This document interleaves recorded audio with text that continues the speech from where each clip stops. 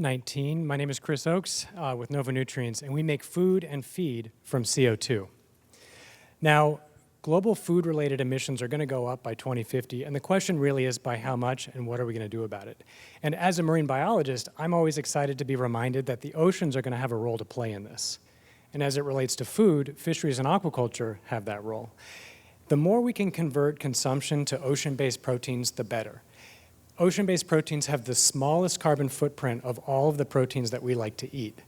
But we have to figure out a way to augment the ocean's ability to produce more of these proteins through aquaculture, especially around the inputs of aquaculture in the feed. Now, the aquaculture industry demands that about 300 billion small, expensive fish be caught, ground up, and fed to the farmed fish and shrimp that we like to eat every year. And that's crazy. The wild supply is going down, and the cost of this fish meal is going way up. And as aquaculture grows, this is creating a real conundrum for the aquaculture industry. So there's an appetite for alternative proteins, and we want to make sure that those alternatives are low emissions.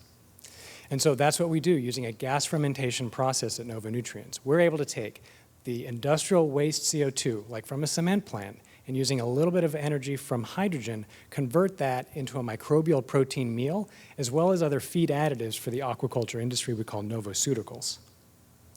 This is our first product. It's all natural, non-GMO, and has very high crude protein levels.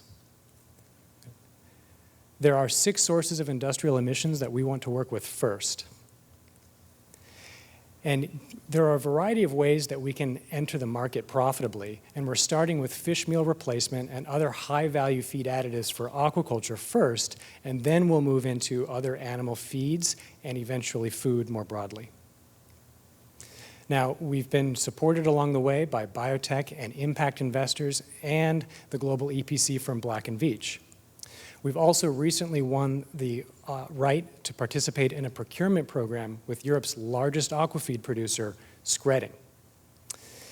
We've opened our capstone seed round and are seeking a lead investor today. So with that, my name is Chris Oakes with NovoNutrients, and we make food and feed from CO2.